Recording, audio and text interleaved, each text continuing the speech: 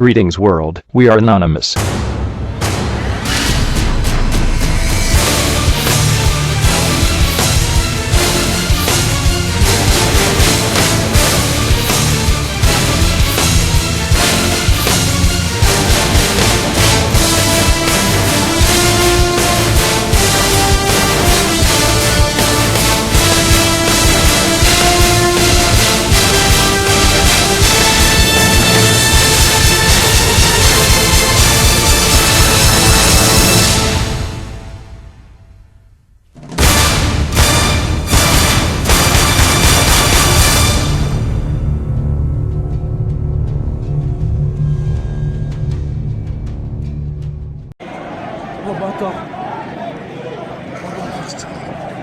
L'instant est grave. Le 7 janvier 2015, la liberté d'expression a été meurtrie. Des terroristes ont fait irruption dans les locaux du journal Charlie Hebdo et ont abattu plusieurs dessinateurs, journalistes ainsi que 2 policiers. Cette histoire, qui avait touché toute la France mais aussi le monde entier, revit malheureusement ce jour du 13 novembre 2015. Les explosions entendues en première période lors de France-Allemagne n'étaient, hélas, pas des bombes agricoles, comme tout le monde ne l'a pensé, mais des grenades jetées devant les rues situées juste à côté de ce stade, là où l'on trouve des commerces.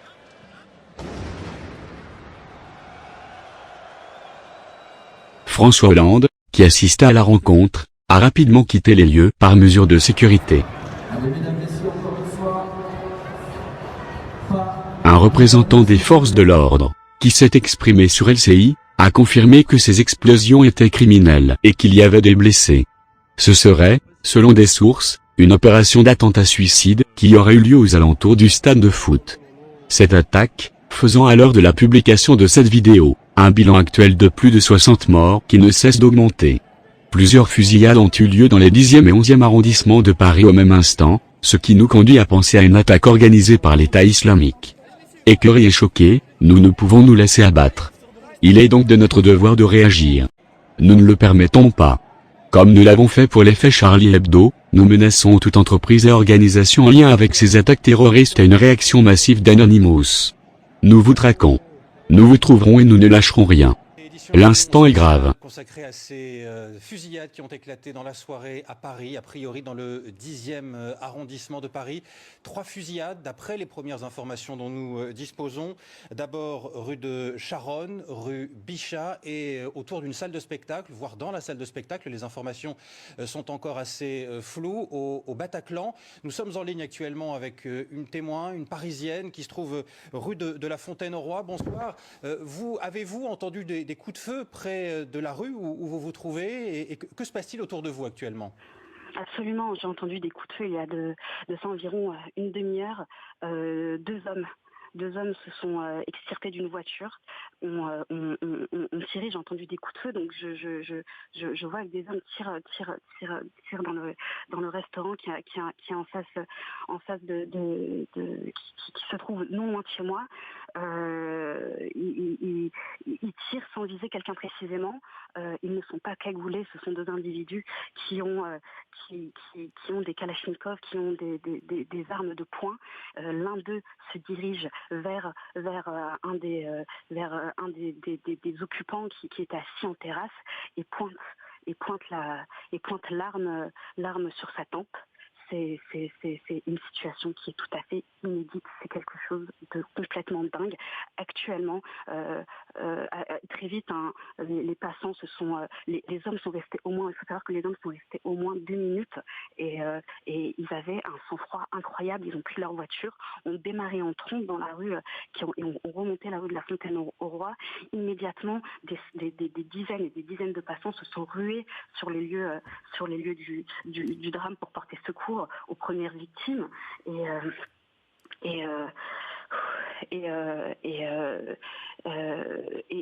les forces de police sont arrivées en masse et très vite les gens se sont dispersés d'un coup d'un seul. C'était une marée humaine qui grouillait de part et d'autre. Des coups de feu étaient de nouveau entendus. Très vite la police a établi un périmètre de sécurité et là c'est bien simple. Les policiers se trouvent de part et d'autre. Des snipers sont postés en haut sur les toits, des policiers tiennent en joue des individus, mais je ne sais pas exactement où ils se trouvent. Est-ce qu'ils se trouvent dans la rue la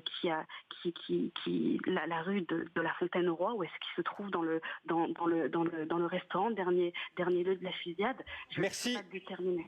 Merci beaucoup pour votre témoignage. On sent votre choc. On va revenir vers vous dans quelques instants. Avant cela, direction la place de la République, où se trouve l'un de nos reporters, Anaïs, Guillaume Audat.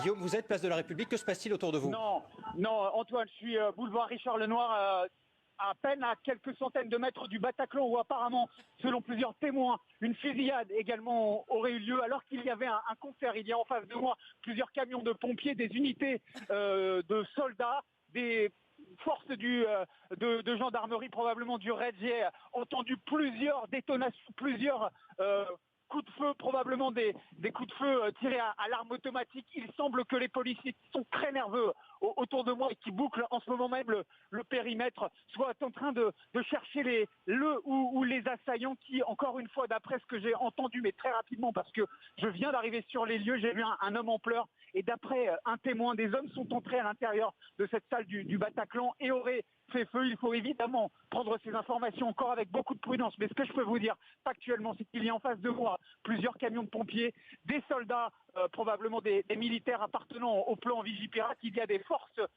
du RAID, des hommes armés, casqués avec des boucliers. J'ai entendu plusieurs détonations, des coups de feu violents, et des policiers qui demandent à tous les passants d'évacuer les lieux et de se calfeutrer, de rester à terre. On entend des policiers très nerveux. La scène est en cours en ce moment, boulevard Richard Lenoir, en face du Bataclan. Guillaume, est-ce que vous savez s'il y a des blessés?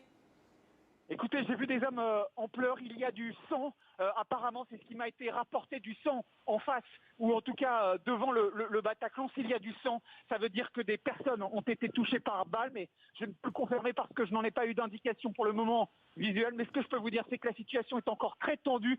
On entend de plus en plus de sirènes de police et de pompiers affluer vers les lieux. Il y a des soldats, comme je vous le disais, des soldats qui appartiennent au dispositif Vigipirate, retranchés derrière un camion blanc. Il y a également des policiers en faction, des policiers du RAID. Il semble qu'un assaut soit sur le point d'être donné, ou en tout cas une situation très volatile, dans la mesure où ces assaillants n'ont pas été interpellés au moment où je vous parle.